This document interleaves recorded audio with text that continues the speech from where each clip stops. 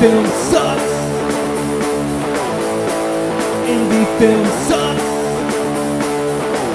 It's the Indie Film Sucks podcast. Yeah.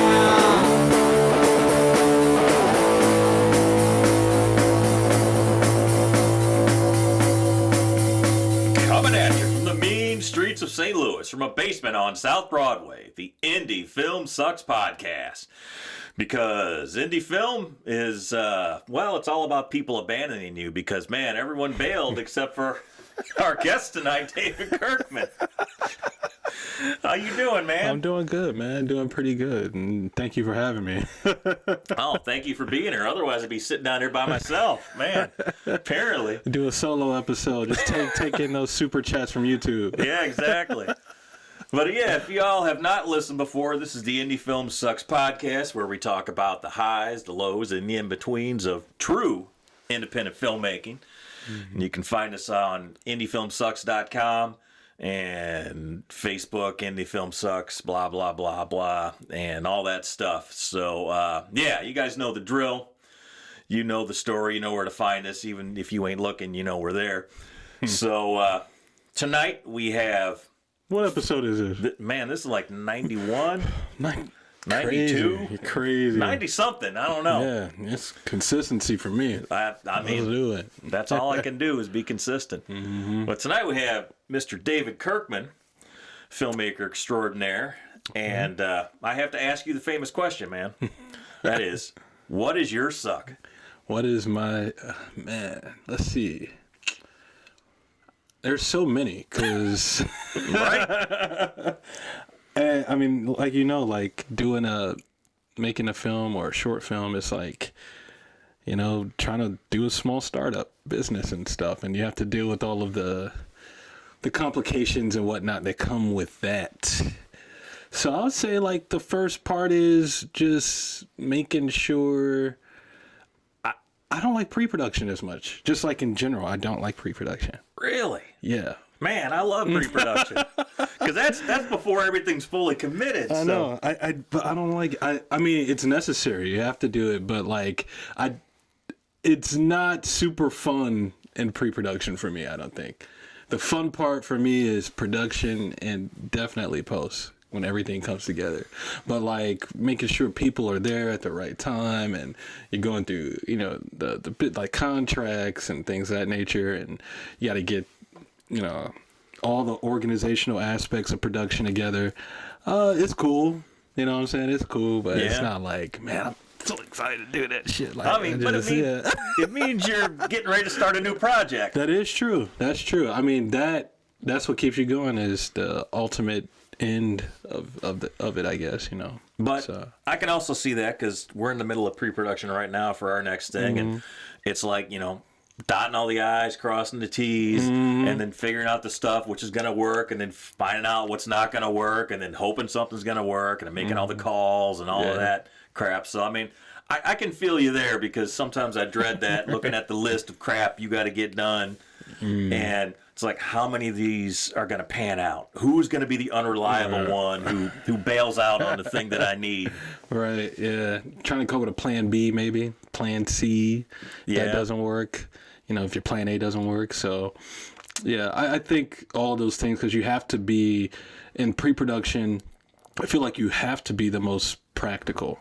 Yes. And I think that's what I don't like about it, because I'm such a dreamer. And...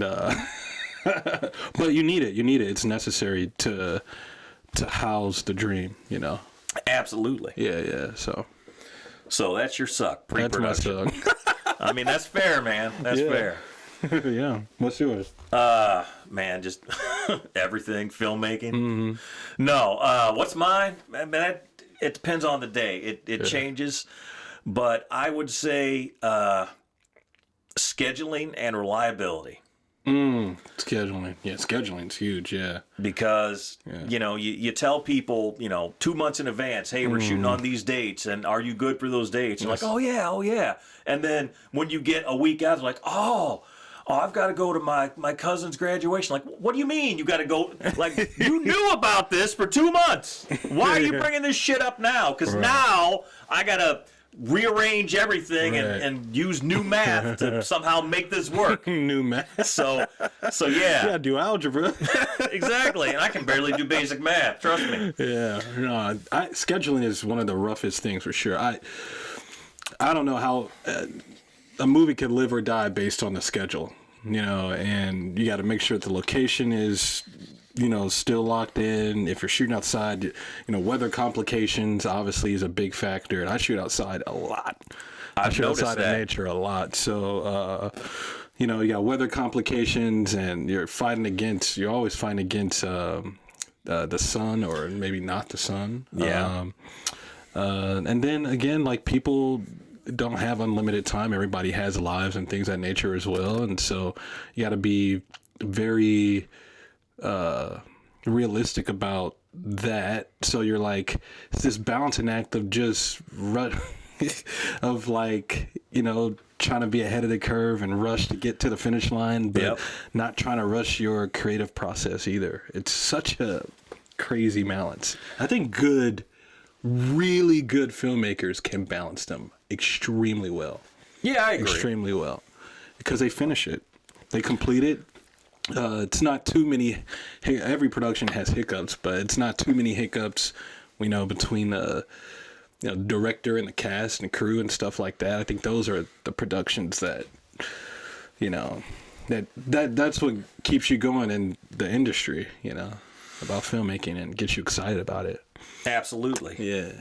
Let me ask you this, man, because I've shot outside a lot myself. Have you ever had a situation like this where the weather is fine? Say you're shooting on the weekend, like Monday through Friday, it's like sunny, 40 degrees, 50, 60, 70 degrees, whatever. Then Friday night comes and the temperature drops down to 17, and then it snows for Friday night, Saturday, Sunday, and then come the next Monday, shit all melts. Just enough just to wreck your shit. No, literally, that was a very similar situation that we just had back in December. Because St. Louis, the last 2 years, we haven't had a snowstorm that early. No. Like late November through early December. It's like, and we had to shoot that week. And so I'm bringing in people from like LA and, Florida and Chicago and stuff. And it's just like, what the heck, bro? Now, luckily, it didn't last that long. I think it lasted probably a week at most, and it eventually melted. But that wasn't our plans. Even though we didn't start shooting here, we got everybody here. No, we did. We got everybody here. We shot one day, and then we had to go out of town for a week, and then come back. By the time we got back, all the snow was kind of melted. But that was still like, do we need to make major adjustments to this thing, or what are we going to have to? So that definitely had me on edge, because you can't drive in a snowstorm and stuff, bro. Like, it's crazy. Yeah. So that has happened. I would say outside of that, I've kind of I went head on with Mother Nature, right? Like, our film Underneath Children of the Sun, we shot a large portion of it in Colorado. And so I got a lot of people out there to Colorado. We went out there twice for a couple weeks, and we shot in the Great Sand Dunes, which was crazy because I've never done anything like that in environment-wise. And then we went and we shot in the Rocky Mountains. That was like -9 degrees on my phone. It was way cold. The wind chill was way colder than that. But we were up in the mountains shooting, so that was an interesting experience. And we had to go from, it wasn't like snowing, but as you go up the mountain, it's obviously going to be snowing and stuff. And so that's what we had to be prepared for that. All the elevation changes and stuff that's in Colorado. People's bodies have to adjust. So those are all like the crazy challenges. And again, shooting in those sand dunes, like, it'd be like hot one moment, then it's like really cold the next, and then you're in a sandstorm, the next 15 minutes or so, and that pauses the production because all the sand is just constantly coming, getting all over the equipment. Yeah. And even when we got back home, even when we got back home, like, I was still seeing sand 3 months later. Everywhere. I'm like, God damn, man. Like, sand everywhere. Everywhere, man. So well, let me ask you, was Underneath, was that your first feature? yeah. Yep. But that was not your first film, though, right? No, it wasn't my first film. No, I've done several short films before. So I'd say like 6 or 7 short films. Okay. Yeah. Because, man, that was a hell of a first feature. I mean, what did I watch? You bit off a lot with that. I mean, that was a lot of ambition, man. Yeah, it was. I don't know. I don't think you should. I mean, money is always a limit. Obviously, money is always a limit. And yes. That's the difference between like just good quality work and stuff like that sometimes. But in our case, you know, it's like we got time to do it, and we can do it. We can try it, and let's just see why not. And so just did it to the best of our ability. We had a lot of different elements in there, you know, from the live action to some animation, and then, you know, just filming in all these different environments. You know, we didn't have enough money to build sets or anything, so the production value, like the environment had to be, it just had to be there. You know, we had to get these really high quality environments for us to shoot in, because that was like 70% of the battle right there. So what's the genesis of that whole idea and story? So after we made a short film called Static Shock, which was based that was based on a comic book character that came out in the 90s. And they did an animated series on it that kind of, you know, my generation, we grew up with that character, and it was just such a popular show. And so I did like a concept thing on it, ended up blowing up or whatever. In the middle of that and just going around and screening it in different cities and things like that, I was writing down ideas of stuff that I wanted to see in the media and just see in film and whatnot. And some of the things I was learning as well, just about futurism and the origins of Afrofuturism, how it's been, how the term has actually evolved, and the meaning of it, and how powerful the medium can be when it's done right and correctly. And so I took several classes. Dr. Ronaldo Anderson, he's a really good friend of mine. When he was here in St. Louis before going to Temple, he did a class where I didn't go to the university, but he did a class, and I would be there, and there were like 6 or 7 of us there for weeks just learning about what, you know, the history of, you know, black film and things of that nature. And so it just causes us to think on a deeper level about what we're actually putting into our stories and the nuances and the cadence and things of that nature, and what are some of the core tenets of it, you know, as it relates to time, as it relates to black legacy, and how we see ourselves in the future. And so Underneath was kind of birthed out of that aspect of things. It was birthed out of the idea that I don't want to see any limits to what's possible in medium. And I wanted to put an interesting twist on, like, you know, like slavery and things of that nature. And so we're interweaving all of these, you know, storylines and these different elements, and it just became this unique thing. So it'd be me and my homeboy, Justin Henley. Shout out to Justin, who's doing really good work on his own as a filmmaker now as well. And we would be sitting in my living room, and we would just be throwing out ideas. Like, even while I started doing concept shots, so I would do, I got most of the cast out for like a week or so out here to St. Louis, and we went to Colorado for the first time, and then we shot in different places around St. Louis, just so I could conceptually see, like, oh, it could be this, it could be that. And I get to vibe with some of the actors get to vibe with me, and they get a chance to see, like, what I'm like, how I'm like, you know, making stuff and whatnot. And it just evolved, you know. There wasn't too much, you know, it was this thing that just kept going. How long did it take you to shoot that? Oof. We went from 21 to 22, but we split it, principal photography, into 2 chunks. And so the first half we shot, it was a month. We didn't shoot every day, but Sure. it was like everybody was out here for about a month or so in fall of 21. And then spring of 2022, we shot for another month. I would say production-wise, just shooting day-wise, probably 40 days altogether. That's pretty ambitious. Yeah. But that's taken into account too. I mean, we have traveling days and things of that nature. So, because we shot in pretty much nature, pretty much the entire movie, Which can be very fickle. Yeah.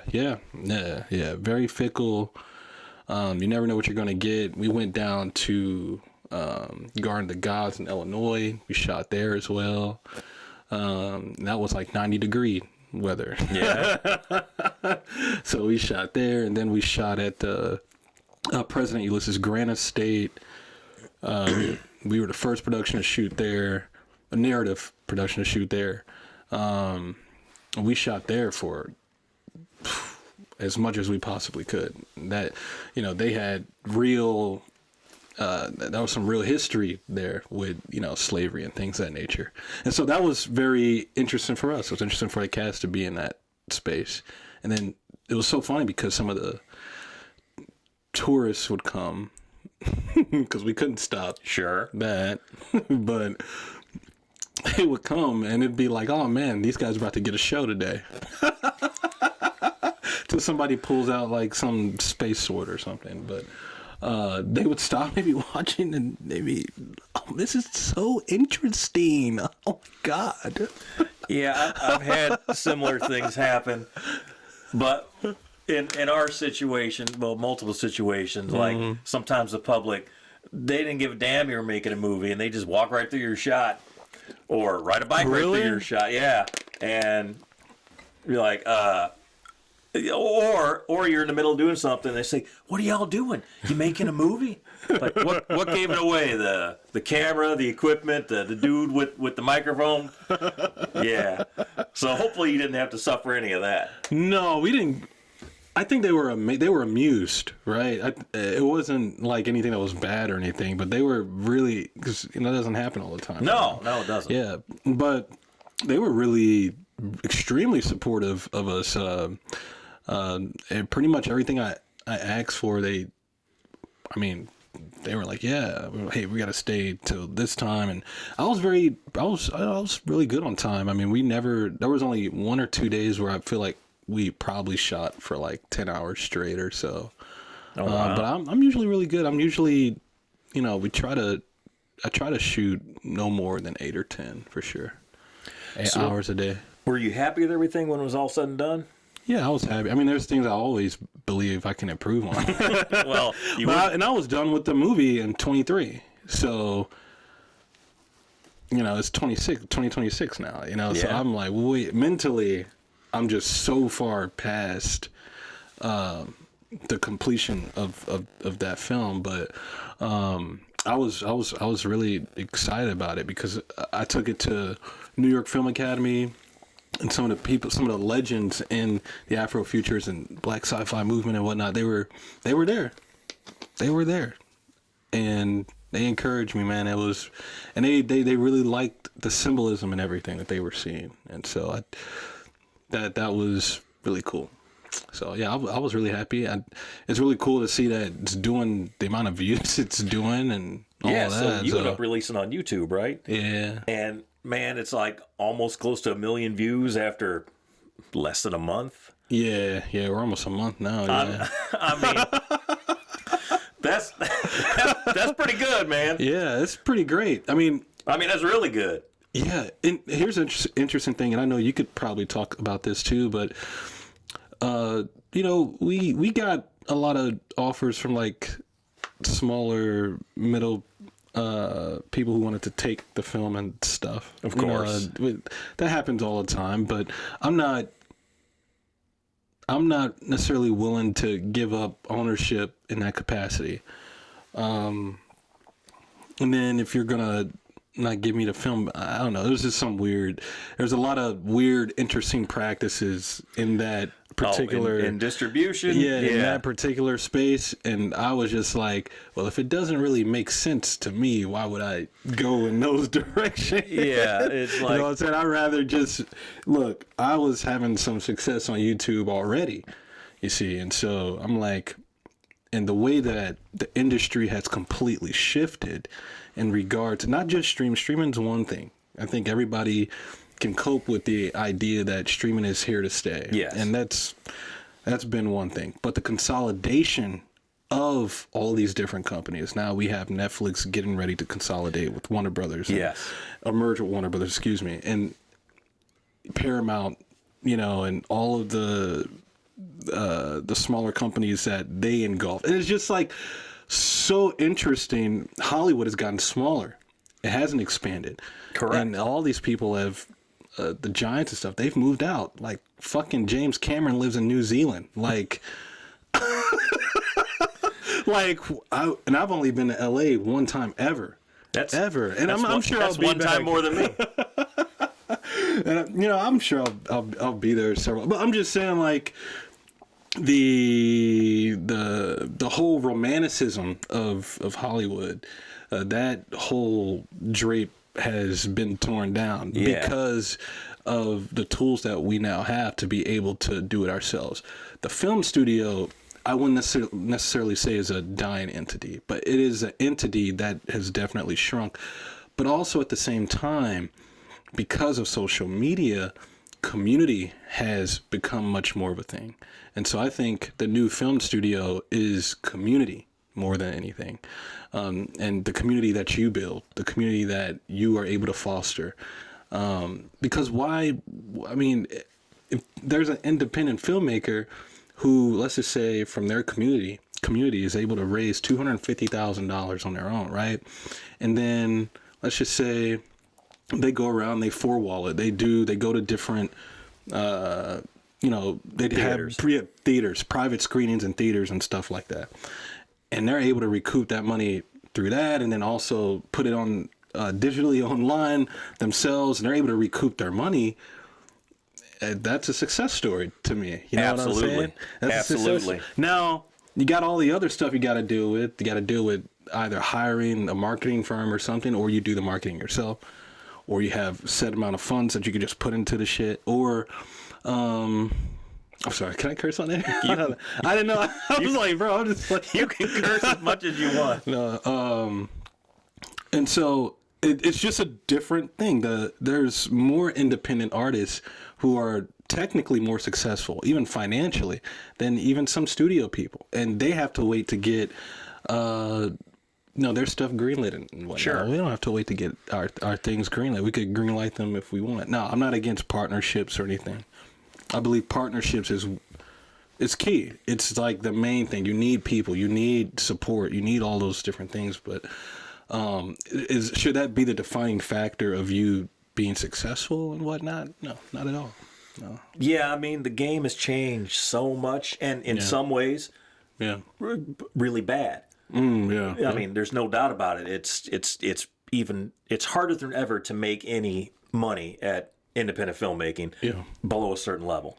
But on the other hand, a lot of those gates which were there and put in place, and it was people's jobs to keep people like me and you out, those gates have been knocked down. Yeah. And it's easier than ever to make a film and to make a decent film. Yeah. I mean, you don't need a studio. No, absolutely. I agree. I think, and it's not like being anti-studio or anything, right? Like, it'd be a dream to work with a freaking studio, Absolutely. Right? I don't have to foot the bill. I don't have to worry about the organizational or the infrastructure or anything like that. That's incredible. But at the same time, there is a sense of freedom and even creatively that you have when you're able to do it independently. And like you said, the road is rougher because that mountain's a lot steeper to climb up. You know what I'm saying? And you gotta have a base. And I was funny enough, I was talking to Dr. Anderson yesterday. He was like, man, you got to feed the base, feed your base. Don't try to do anything to make sure that you could do whatever you want to do outside of that, but make sure that they're fed first, and then, just try to branch off into other things. So, if it's something that, you're trying to make money from and do full time, it's it's a balancing act. It's all these different politics is crazy as hell right now. Yeah. People are not going to the theaters just because anymore. Unless it feels like an event. It has to feel like an event to get them out of their homes to go. And there have been some movies. There's some movies coming up. There's been some movies, like Sinners was a big movie. Everyone had to go see Sinners. Mm-hmm. The Odyssey's a big movie coming up. Everyone wants to go see that. Mm-hmm. I know there's a few more, but that's the thing that I argue. Theaters are never going to 100% go away. Right. Because, one, what are you going to do on date night, right? I mean, you can't sit at home on your couch all the time, and you don't want to go out bowling every damn time. So, dinner and a movie, that's never going to 100% go away. I don't care who you are. Right. But, yeah, you're right. Casual movie going is definitely in decline. Yeah, I don't think it will be even a situation. Yeah, I think it will be like a premium thing. Like now, I don't go to the movie theaters unless it's like literally an IMAX. Or like Dolby or something, sure. Because it's a premium thing. If I'm a go, I want to see it in the best. Well, yeah, you don't want to see some janky ass screen, I want to feel special. I want the seats got to be comfy. You know what I'm saying? So it's an experience thing, and so the theaters have been trying to keep up with that, but also been trying not to price people out too much with the concessions, and they're already out of control with that. Mm-hmm.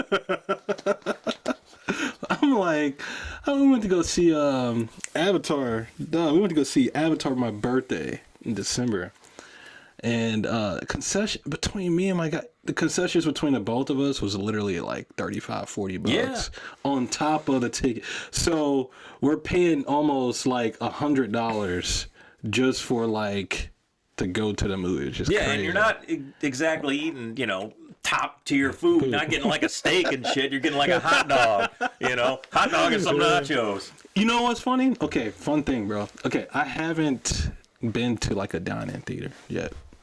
Yeah, so you haven't been to what is it, Alamo? I haven't been to Alamo yet. Alamo, it's not bad, Okay. I like Alamo because so Alamo is completely dine-in. Yeah. Oh, I didn't know that. and they have this no talking policy because nothing. That's great. Nothing burns my ass more than me paying a bunch of money to hear some other jerk talking in the theater. Oh man, it's like it's like, dude, I've told people to shut up. I can't help it. It's like, man, I paid. $19 a piece to see this movie, not to hear you. In St. Louis, my favorite theater is probably Ronnie's. Yeah, Ronnie's is good. Yeah, Ronnie's is probably my favorite. That's where we go to the most. Yeah, yes. I mean, of course, a lot of other places have closed down. Like Tivoli used to I used to go to Tivoli all the time. But now, it's a church. Yeah. Yay! We don't have enough churches. We got. That's so random, man. I know. I know. It is the most random change. I know. It's like the Delmar Loop's there, and then it's just like that. It is so weird. And look, I'm not going to go into religion. Whatever. Yeah. But it's like, man, there's plenty of churches. There are very few iconic movie palaces built in the 20s. Yeah. And that was one of the few, and now it's no more. And, we shot in there. We premiered stuff in there. It was always... the picture and sound weren't the best of the best, but the experience was cool. Yeah, you felt like you were traveling back in time a little bit. Yeah. Just the classic popcorn, the way everything was just set up, the way it felt. My first screening for Static was there. Yeah, so you know what I'm talking about. Yeah. And literally, because it was such I think a big part of that success of that private screening was because of how centrally located it was. And for everybody. As a younger filmmaker in St. Louis, I know you kind of felt like you arrived when you screened at the Tivoli. Like, man, my shit's at the Tivoli. No, actually, not really. I don't know if I felt like I arrived. Really? I mean, no. So look, we did have the line. Somebody had rushed. I was like setting up reserve signs for, the cast and crew, right? Yeah. So just before they let everybody in, and I didn't know. I mean, I had an idea how many people were going to show up. I didn't know it was going to be like 500 people. That's a good turnout, man. And so somebody came in, they was sweating. It's like, you know how many people outside, dog? And like the lines are wrapped around the building, Dave. It's wrapped around it was going down the street. There was traffic in front of the Tivoli because of people were they thought it was like some celeb. Maybe they thought it was, I have no idea. Maybe they thought it was a celebrity or something inside. That's how many people were there. But I couldn't, I had to pay like almost $2,000 for that. Damn. And then I had to take some money from friends and stuff like that just so I could pay. I was way too broke at the time to do anything. So some of my friends helped me put that on. But yeah, and I didn't feel like I ever had anywhere. That's a double-edged sword right there, having to pay. Mm-hmm. So they didn't split the gate with you or anything? No, I was a nobody. Man. Yeah. I guess you wouldn't feel like you arrived. Like, shit, I owe $1,500. Now, before Marcus had bought out Warenberg, when Warenberg was a thing, shout out to Warenberg. They were really supportive of me, even up until Marcus bought them out, because I was like 19 when I did my first high school movie and stuff. I was like, I went and I talked to them, and I was sitting across from the regional guy who puts the movies in all the theaters and stuff, and Bob, and I was sitting across from his desk and negotiating ticket sales with him at 19. Cool. And so we split the tickets in that way, and that was the first time I got paid from theaters. I was like, this is pretty cool, dog. Nah, it was like $600. I mean, sure, it got change your life, but still. Right, that was really cool, though. So let me ask you this. So you've had some really good screenings, and we have also had some really, like, our first screening was like 800-900 people. Jeez. We oversold out the Tivoli, so they put it in the pageant. When the pageant first opened up, they had to open up the balcony, and I thought it's going to be like this from here on out. Whoa. And let me tell you, it was not like that from here on out. I've had some horrifically bad screenings. Have you ever had one of those? Okay, not horrifically bad in turnout, which could be worse if there's something wrong with the projection, I've had it both. The presentation of it, right? I've had it both. So that means you got people who are there to watch, but it's not being presented the right way. Been there. So I've had that happen a couple times where there's been like, something off with the audio and the video not syncing and shit. Yeah. I'm just like, what is that, bro? You just want to. I would have been shoot yourself sitting in the back, like, man, I'm not involved with this picture, but like you're the guy, so yeah, I've been there. Got to sit through it and then let the audience clap. Yeah, at the very end, like woo. Then you gotta. Hopefully, you leave it up to them to be like, oh, there's something wrong with the. It's probably not the filmmaker, but yeah, because you gotta go. Hey, that was. Look, this is not how the film is. I'm telling you, it's not really that bad. No, that's happened several times. Yeah, that ain't no fun. That ain't no fun. Not at all. But man, I'm telling you, when you have a screening and like, so wait, pause. So you said you had you were having a screening at the Tivoli, and then they opened up the pageant. Because it oversold the Tivoli. Okay. They had to move it to the pageant, and this was when the pageant was brand new. Okay. So it was like the third thing ever at the pageant. The pageant seats like 2,000 people. Something like that. Yeah. So they had to open up the balcony. So like it was great. This was my first feature, Amphetamine. But that's pretty cool, man. That was a high point, but then went off the cliff after that. Okay, so what went off the cliff? My career. I peaked but we've had some really good screenings. But like I said, just some terrible terrible. Like, Okay. you know, two Yeah. people there and one of them leaves. You know, yeah, I would, yeah. that ain't no fun. I'd be like, we can all go out to dinner and talk about the movie. Yeah, exactly. Like, I swear to God, there was this one, it was at a convention, and they had a film crew recording every director before they spoke, and I'm like telling this dude, like, please don't record this. He's like, we have to. I'm like, there's nobody here, dude. He's like, no, we have to record it. You know, so-and-so said. I'm like, dude, there's nobody in the audience. Right. And so they were filming the audience? yeah, they were filming the director addressing the film in front of the audience. Gotcha. And I'm like, we ain't got no audience, man. So I stood Yeah. up there and said, hi, I'm Chris Grega, director of this movie. And as you can see, nobody's here. So I'll be in the back killing myself. Enjoy the show. There's been a couple times where I literally just step out. I'm like, I gotta breathe. This shit is kind of bad, bro. Yeah. Like, not my work, but like the presentation. No, I know. And I'm just hoping that people are smart enough to see past that, but no, that's happened to me several times. Yeah. I'm sure it's happened to every filmmaker, but That's the worst. Absolute worst. yeah, the absolute worst. We had, let's see, yeah. So during that static time, I was traveling everywhere, man. I was trying to see. I was going to friends' basements and like just sleeping, apartment couches, and anywhere where I could show that film. I went everywhere.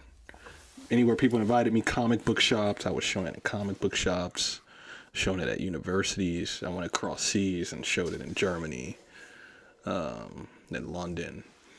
And so, but I didn't recognize at that time, but at that time I was building a network. Yeah. And now I didn't realize that until recently with Underneath, because I had planted all those seeds, not only with Set, but those 3 other short films I made, they were all kind of like connected, like Marvel stuff. Sure. But yeah, like superhero stuff. But because of all of that, now the feature film like has more cachet. It's original. There's no big name behind it or anything like that. But because you kind of recognize me from that, and because I kind of built up this network and stuff, I can tap into that. I could show the movie in certain cities that That's I already huge. been to and things like that. So that's a little bit of strategy too. A lot of filmmakers are like, well, how do I, get my movie and stuff out there? But the thing is, if maybe you can do maybe you could do a short film or something, and maybe you can partner up with other filmmakers in different cities who you're able to do like I've done that a couple times where we've done like we've shown our films at the same time. But they do pretty much all the heavy lifting in the in the marketing, getting people. I'm just happy to be here. You know what I'm saying? You just And show up with a DVD. Here you go. I just show up and they'll play it or whatever. But that's just building goodwill, I think, and that's building goodwill. And I think actors and people see you doing that stuff like online and whatnot, and that just builds up good credibility for you when you try to do your own stuff. It took me a long time to kind of figure out, networking and planting those seeds because, I was just, I got into filmmaking by happenstance. I really did. Okay. My best friend died and I became a filmmaker within a month. I mean, that's how it happened. So I didn't understand any of those things. And again, you're younger than me, so just naturally, just being a generation younger, it's like, man, you see things differently, you put things together differently. I mean, I'm not that old, but still. You're not. I'm like, dude, you're not. You're the same age as my parents, bro. Like, come on, man. Like, you're not old. Damn, Dave. Man, that was like right to the heart right there. Same That's age not as your old. parent. I know, but still.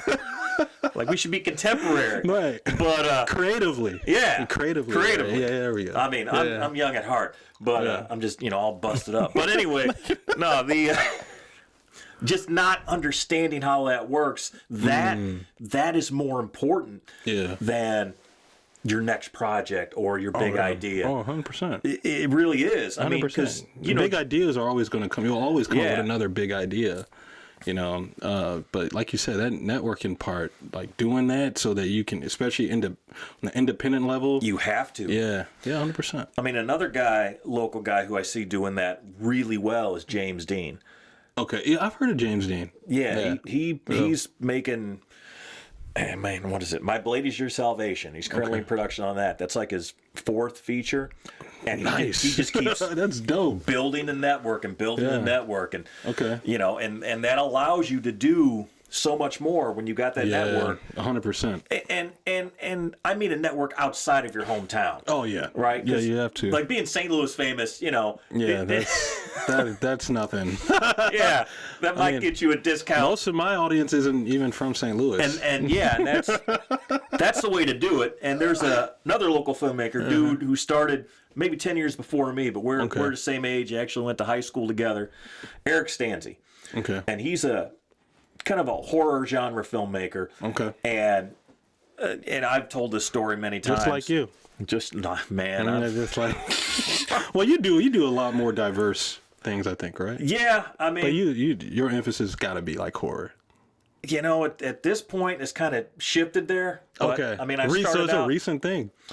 Yes and no. Okay. I mean, I've been all over the place, Gotcha. and man, if you gotta pick a lane, that's kind of better. That's what I found. Okay. Than just kind of shotgun spread of things. But years ago, Stanzi said, "Grega," and he speaks in a very certain way. "Grega, the St. Louis film scene is going to do nothing for you." And oh wait, should we have a drink before we get into this next segment? Maybe we should. Yeah. Do you have any? What's that? You have a drink? Oh, would you like a drink? Yeah, I'll take one. Sure. I feel like we're about to get to the nitty gritty. All right, we're back. We're back. Yes, sir. How you like that? That's smooth as heck. Yeah. This is called Snow Leopard. Yeah. Snow Leopard vodka. That's no rot gut. That's some good stuff. Wow, that's great. Because it's not like sweet though, which is crazy. It just doesn't have that burn that you normally have with vodka. Very interesting. I was like, man, when you said vodka, well, I can help you out. So yeah, we were talking about. Stanzi told me years ago that the St. Louis film community is never going to help you out, Greg. So he is. I'm not going to say he's turned his back on St. Louis film, but he has not needed St. Louis film to make his career. Is he still based here? Oh, he's still based in hell. He lives right down the street. So he has like a studio or something, or no? No. I mean, not properly, but no. His production company is Wicked Pixel Cinema, and he has been doing his own thing for 30 plus years. Wow, that's awesome. And I didn't find that to be 100% the case that the St. Louis film community will not help you out because I mean I'm here. I've made lots of connections with St. Louis film, but man, I have often said as far as the arts go in this city. St. Louis film is the redheaded stepchild. All right, what do you? So is it like the odd one out? Yeah, is that? it's the odd one out. Right. I don't know if you ever heard that phrase. I haven't had it used in this context. No, I haven't. Yeah. So when people talk about the arts in St. Louis, I've had discussions with people who work in the arts. They are always talking about the fine arts. They are talking about theater. They're talking about dance. They're talking about fine art. In films. Oh, they make film here. Like, yeah. People are like, yeah, they make movies here. Yeah, we make movies here. A lot of people are into it, and there's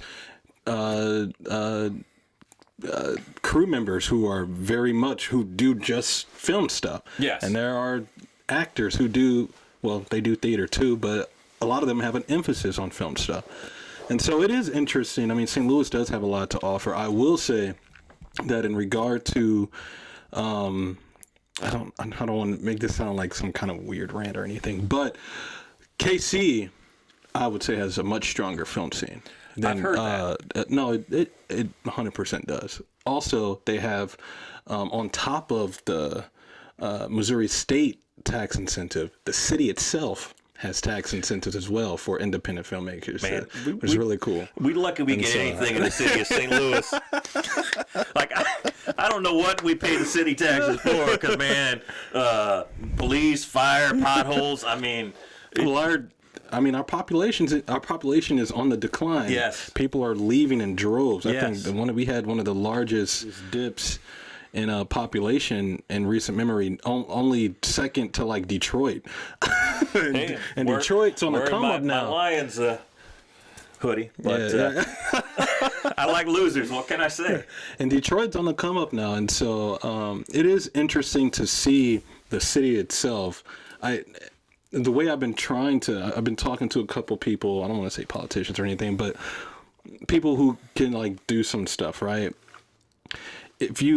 Every film, and especially a TV series is even better, but every film is creating a microeconomy.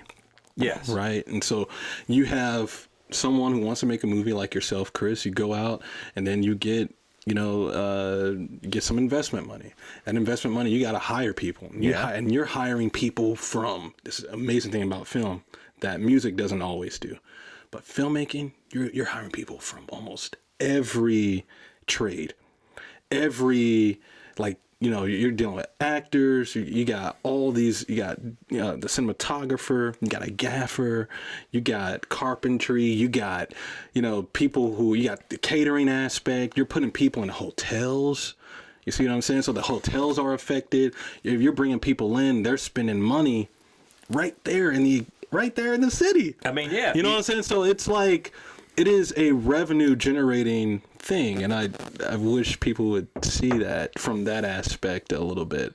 There are people, and I'm sure you've worked with people. I'm like, I've only been to LA one time. Like, I'm bringing people here, and almost every project I've made outside of Static, but every single one moving forward, I've always flew people in and got them here on an Amtrak or whatever, however I could. And so, well, that's the thing about St. Louis. Yeah. Then that's the good thing about St. Louis, because I am. Yeah, our city has problems without a doubt, but I am an unabashed fan of St. Louis City. Right. Yeah. I've lived here for the bulk of my life, and I've lived in the area for my entire life, and despite all the problems, I still love this city and still have hope for it. Yeah. But the thing about shooting here is it is very cheap and very versatile. Extremely versatile, yeah. I mean, and that should be music to any film production's ears. That is, you can do a lot of things. This can play the backdrop for a lot of places, and it's not going to break the bank to do it. Yeah, it's not going to break the bank. You can literally, here you're kind of creating your own reality.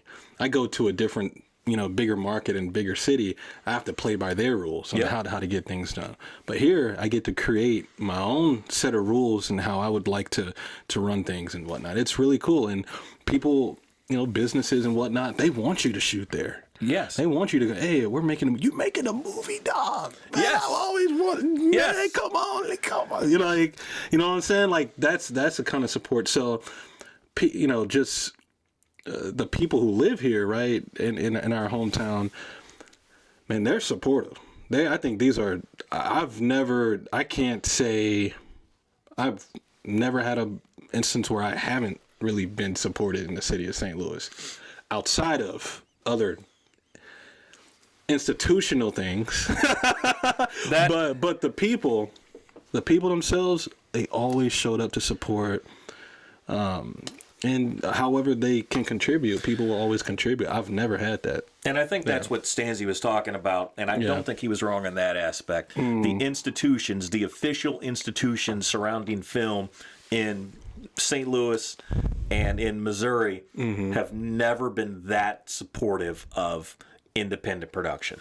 I mean, unless you're coming in with considerable amount of money, and usually unless you're coming in from outside of here. If you're homegrown and you're doing it the hard way, like, well, good luck, but we're not going to do anything for you. Like, okay. I mean, that's kind of how it is. Good luck, everybody. Yeah. But I haven't. Yeah, that is a thing. I try not to pay attention to that too much, because it will get to you. It will get to your psyche. If you're doing so well, if you're on your sixth feature film or something? We're working on number 8. Number 8. So you're on your 8th. Yeah. Your 8th feature film, and all the people you've brought together. Oh, yeah. And all of the incredible groundwork you've done. You've highlighted multiple businesses.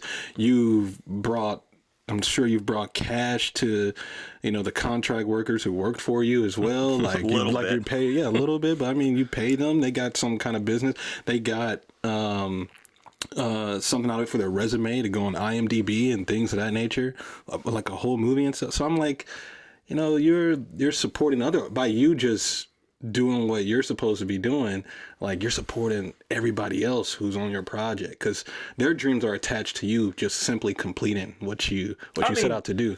So that's the amazing thing. And so that to me is kind of like part of my drive. You know what I mean? Like the institutional part. Yeah, it's like it is what it is. It is what it's a bummer sometimes, but you know what? At the same time, I can say you got credentials like this, dog, but I could say, even though maybe I haven't been around that long, but I can tell you, like, we've brought in millions of views and stuff online. You know what I'm saying? Like, I could tell you that we've brought in a lot of money to the city, and we've given people opportunities and that they wouldn't have had otherwise and whatnot. And so every production has its hiccups and stuff. And again, I'm still like a micro budget filmmaker. Sure. But at the same time, it's, trying to find that tribe. It's a collective. You all are trying to rise up together to create something dope and do something special in the world. So the institutional part, they'll catch on later. I'm not too worried about it. And at a certain point, when they do catch up, I'll love them. Yeah, you can't dwell on that, and that's what another thing Stanley told me. Like, don't even think about it. Don't worry about it. Just do what you want to do. Wow. And that's what I've been doing. Well, what else he tell you? Don't ask me for money because I don't have any. But no, I see the stuff you're doing, man, and again, I mean, you're really swinging for the fences, right? Because I would say a lot of black cinema is rooted in, like, oh, this is gang related. I'm like, man, this is like, space and time and laser swords, and it's like, man, all these different timelines and shit. Like this ain't some typical bullshit. Like, this dude has got some vision. Hey, wait a minute. All right, so I love my hood flicks. All right, sure. So I love my hood flicks. But so that's low hanging fruit. You're grabbing for shit way up there. Well, depends on the context, right? It depends on the context. The context depends on context and intent. If let's say I'm a creator and this is the only thing that I've been creating, at some point, something got to shift. Something got to give. I'll tell you something that we do really well. We do violence really fucking well because we've experienced so much violence historically. And so I'll say, like, for me, the golden age of cinema for black cinema has to be like some people will probably argue this with me. Some people say the 70s. I would say like the 90s, because that's where I get. We're talking about the top tier. I mean, you're talking about like the classic Juice, like Boys in the Hood. Boys in the Hood. You know what I'm saying? Belly.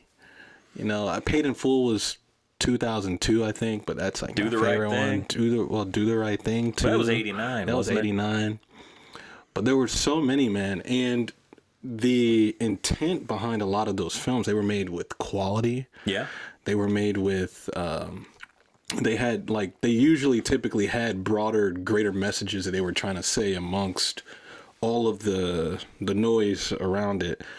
And they were done very creatively. Yes. Every single one, every cinematographer on each film had a very unique take and unique vision on certain things. So I don't know, man, but you're right. I mean, you're right. I made my hood flick already, so I got that out my system. Yeah, I already got that out my system. But we are, again, for me, it goes back to like what my passion is. What makes me want to go to the movies and like see stuff, or what makes me want to tune into this. And this is stuff that I make. I'm making the stuff that I would like to see personally, but I'm kind of like living vicariously through the audience too a little bit as well, because there are people out there who want to see more, who want to see us in spaces that we haven't really even thought too much to dive into as much, because we haven't been exposed there. Number one, it hasn't been as profitable. You have these extreme examples like Black Panther. That's an extreme example.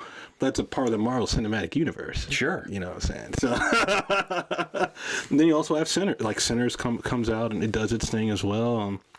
So I'm driven by just doing shit we haven't seen before. That's what I want to do. All right. So tell me about Gonzo. What you got going on with that? Big Gonzo. So Gonzo, let's see.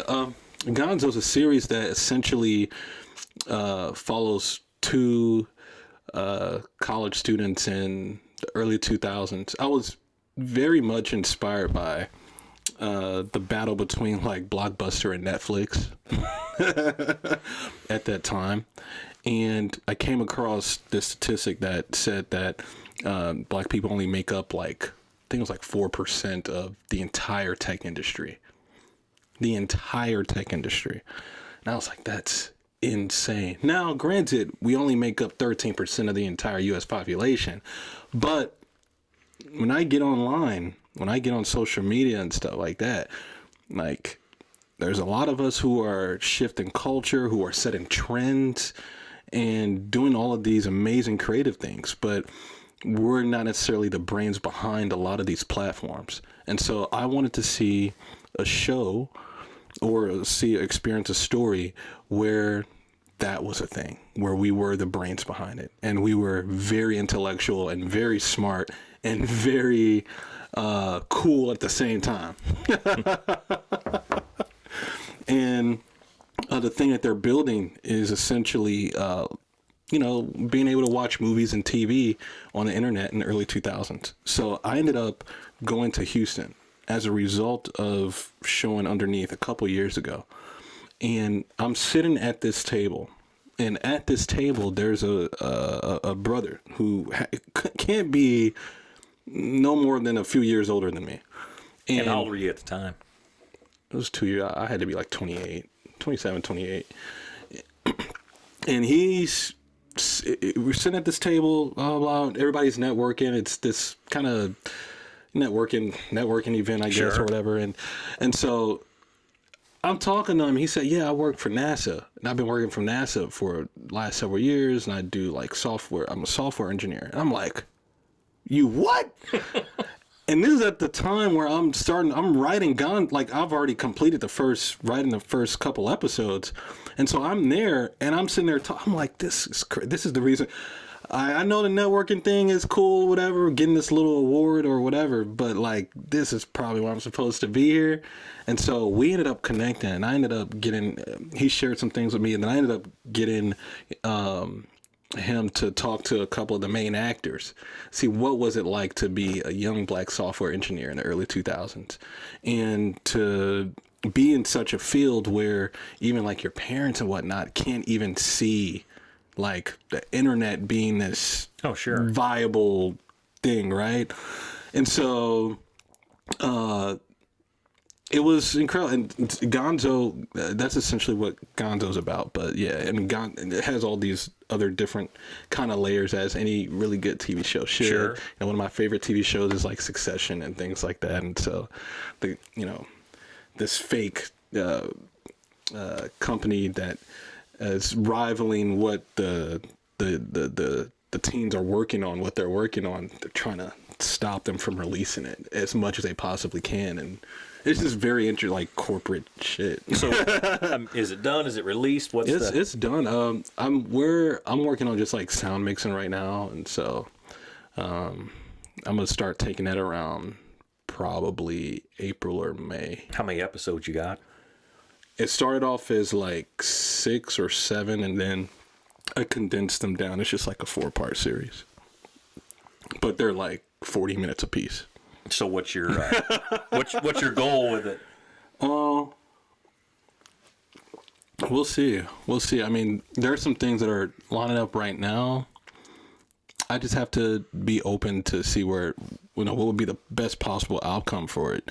Like I was saying earlier, the way the industry has shifted is just trying to build that community aspect of everything and trying to have our own kind of built-in ecosystem. That's what I would like to do.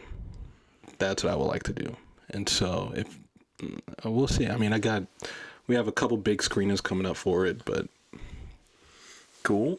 If I have to do it myself, I'll do it myself, and it'll be for that, and that'll be that. I mean, that's 100% the right idea, the right attitude, not waiting on or expecting someone else come in and you can't wait pick it up. No. Yeah, that's not cool. I mean, waiting forever and no, I mean, the best scenario is to probably have the distribution thing on. I mean, a lot of these big films that go to the Cannes Film Festival and Sundance, they already know that they're going. Yeah. They already know. It's kind of a rigged. It's kind already, of a rigged thing. It's already picked. Yeah. Well, we got accepted, but it's like you made it. You kind of already got it. No, who's your executive producer? Oh, Brad Pitt. Oh, well, there we go. Wow, what a shock. Exactly. So we'll see. Where it will ultimately land, but right now, I'm definitely like in the train of thought of just building our own kind of like small infrastructure, and we could self-fund the things that we want to do in the future and whatnot. That's what I'm looking forward to do. But you did say something that's also key to success in filmmaking. I mean, apart from like the luck of just being born with money, that's like the best way to make it in film is just be born rich. Yeah. People don't talk about that though. They say bootstraps and that bullshit, but no, it's just being born with money. But it's being the right place, the right time, meeting the right person, like the dude from NASA. It's like you just happen to be there, he happened to be there, and that just happened to line up. And I mean, sometimes that's just how it happens. Yeah, that's exact. I mean, from my experience, that's how it's always happened for me. I wasn't born with a lot of money and whatnot. We were very low, middle income class in Ferguson, but we made do with what we had, and so what my parents instilled in me was just drive. Yeah. I think that's like the main thing, drive. And they supported, if I wanted to do music, they supported that. I wanted to do, film or whatever, they ended up supporting that. And that's how they treated all of us. Cool. Growing up, so. And that's the way to do it. Yeah. All right, so now we got NEXUS. Yeah. Ooh. And what is up with that? Because I seen like the teaser. Yeah. And I was like, man, what the hell? This dude's got this, because I made a World War II film, so I know about all that hardware and shit. But I'm like, man, this looks way better than my shit. Like this, like man, what's David Kirkman doing? What's he pulling together here? Because that looked like some serious stuff going on there. It's serious, dog. That's NEXUS is kind of it's a big deal. I mean, it's a big deal for me. It's we're working with some of the best equipment I've ever had. Our team is very lean, though. A lot of people who came in from out of town thought that our team would be like, 20, 30 people, and that's just not the case. In our team, it's only like 6 of us on the entire crew.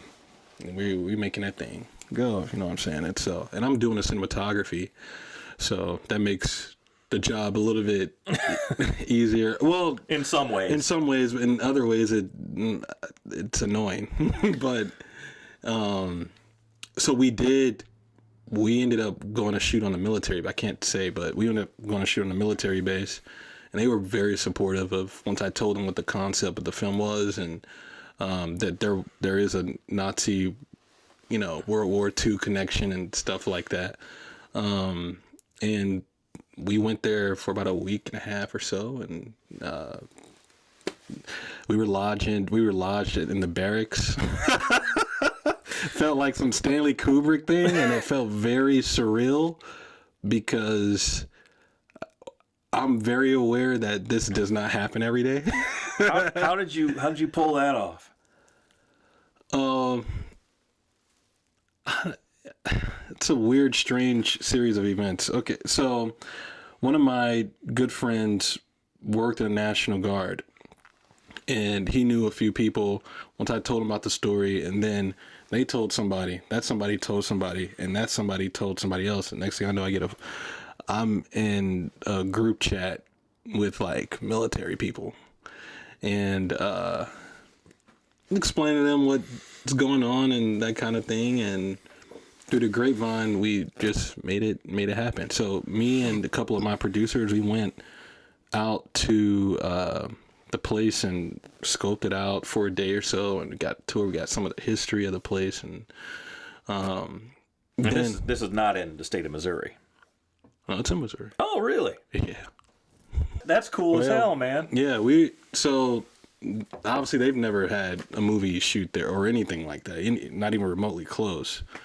And so we were, fortunate enough to be able to get that element that just drove the production value up dramatically, because some of the stuff that's there we couldn't even build unless it was like $1 million put into it or something. Yeah, there ain't nothing better than free production value that looks like you spend a shit ton of money. That's the best thing in the world. Yeah, so we got Nate Lyles, who's our lead actor from Los Angeles, and he came here. He's also a co-producer on the project, just helping out with some of the marketing aspects and whatnot. And really, really fun to work with. Really good actor. We got some people that you've seen in Underneath, and some people that I've worked with over the past few years. Just kind of brought them on board as well, because I'm just used to working around certain people. Yeah. But I'm also injecting it with fresh blood. I mean, every project can't, and I have to inject every project with new faces and fresh energy. Do that. Yeah, 100%. Unless it feels like a boys' club. Well, sure. Yeah. but even Hollywood films, I mean, directors, the biggest directors in the world, they work with the same people over and over again because they have that relationship with them. Right. And, even people at my, no name, no budget, no nothing level still work with the same people over and over again because you build that trust and that relationship. Yeah. But you can't make the same damn movie every time with the same people. So you got to bring in, new people, new perspectives, new blood, new faces. Yeah, and it was fun. It was fun to see everybody mesh. I think once everybody kind of got a good sense of my style. I mean, most people already knew what my style was, but it's like, we had the script. The script is the blueprint, but I'm not Quentin Tarantino. We're going to go with what's better in the moment. Yeah. You understand? And so, I'm much more fluid in my creative process. Let's try this. How about we do this and do that? And I'm also an editor, and so I'm efficient in that capacity. And that's why we never really go. We never really shoot that long. Really, not really. What makes it long is sometimes the weather. We're shooting outside. It's fucking cold. Yeah, done plenty of that. I mean, that you're gonna really feel it. But we're not out there 12, 14. We're not doing that, man. I'm trying to be respectful of everybody's time, because we got to get back up in the morning. Back up in the morning, 7 o'clock, and go through it again. We need that. We need that energy to be preserved. Man, I should be taking notes, because I've done the opposite, but I don't anymore. Right? Like, we've done the 23-hour shoot, and when you're for 48-hour film. No, for a feature, because we had an actor who's leaving for England like the next day, and it's like we got to get his ass wrapped, so we didn't have a choice. Mm-hmm. But I know that when you're younger and you're starting out, it's like a badge of honor. Like, we shot for 3 days straight without stopping, and now it's like, man, no. Nah. I mean, try to cap it at around 10 hours. I can't do that. My stamina, I'm like there. I have like high energy and everything, but like I can't. And then come back the next day and be mentally there. That's crazy. Like, but I understand like extreme. There's always going to be extreme. There's always going to be some kind of weird. And I guarantee you, at some point, there probably will be a day where I do that, but I try not to make it a normal thing. Especially these micro budget stuff. I do try to be sensitive. At the same time, you decided to be here. Absolutely. You decided to rock with your boy D Kirk, you know what I mean? And you decided to create some cool stuff. So we in it. We in the thick of the mud together, you feel me? So where are you at in the production? We're about halfway through. So we'll be finishing the rest. So similar to what I did with Underneath, just split into 2 parts. It gives me time to edit what we already have as well, and recoup some more money, and then go back into production again. And even having even a more clear idea of what exactly this is and exactly certain story beats I need to hit and whatnot. So do you have a post-production game plan, or I should say a post-production game plan? Like for distribution? Yeah.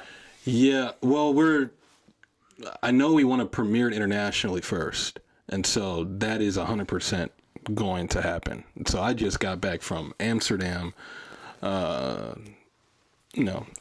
Underneath, we were nominated for the Septimius Awards. Congratulations. You know what I'm saying? And so that was really cool. Honor in Europe and whatnot. They love experimental stuff like that. So, I went up there to Amsterdam a few times, and so I kind of want to premiere it there. I want to debut it there, and then use all of those avenues and whatnot. They'll stretch into some of the mainstream trades that are going to report on it and leverage a lot of those things. So.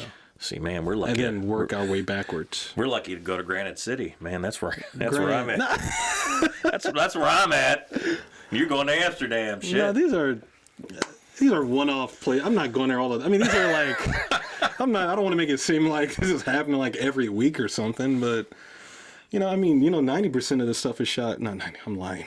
More like 70% of the stuff is shot here, St. Louis, and then I try to give it, something. Well, yeah, something new and fresh. That's the thing. It's like with bringing in a name actor, right? Exactly. Yeah. You bring in someone for like 1 or 2 days, and you strategically sprinkle them throughout the film. Mm-hmm. And for people who know, they'll see a film and say, "Oh, they only had."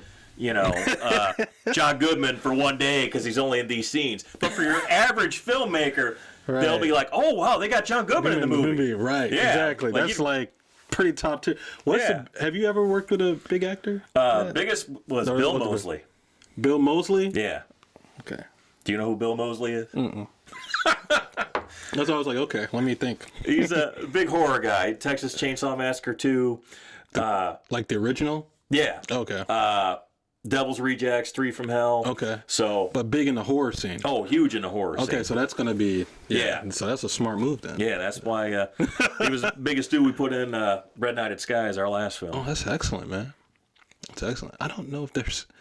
I mean, pretty much, including myself, everybody in my productions, we're on a come up. We haven't... Yeah, we haven't gotten there quite yet. But the work is, you can tell, like, when you watch some of it, like, you can tell, like, there's another level of intent behind it. Like, there's some kind of passion, and it just makes it feel different. Yeah. I think. Yeah. Mm-hmm. So what's, apart from finishing up Nexus, what is next on the horizon? We have a comic book from Underneath that's coming out. So I brought on this guy. He's in Chicago. His name is Lau Ringgold, and he wrote it. I just had an idea. I was like, I want to do like a prequel for the comic and whatnot. So I partnered with him and this company called Concrete Comics to get that done. And so we pretty much just wrapped on that. And so I'll be doing like a signing and whatnot at my old high school at Parkway North soon. And so we'll be going around to different schools and just getting the comic book out there at the same time. It's marketing the movie, but it's also something physical that people can have. It's just really cool stuff to see. It's like the comic's like 20 pages. Yeah. Decent chunk, but beautifully drawn, extremely well written. So, yeah. All right, man. I feel like we've talked about a lot tonight. Yeah. Like he's like, all right, tell the guy. We got to wrap it up at some point. Right. We do got to wrap it up. Yeah, we do got to wrap it up. a lot of people don't know. You gotta, especially on this indie thing, it's like you gotta build the machine around the movie. Absolutely. You know what that means? Absolutely. So it's like the comic book being built, as a thing with the movie, because a movie can be a loss leader technically. And most times it is a loss leader. Oh, and straight up, it's a loss leader. That has to be the movie itself has to be almost a marketing vehicle for everything else around it, and you use everything else to help undergird with, not necessarily everybody. When I say merch, I just think like T-shirts and stuff, but it's not necessarily a T-shirt. You got to be creative with it. Yeah, you could do events, very unique events around it. Like we did one of the biggest screenings we had for St. Louis for Underneath.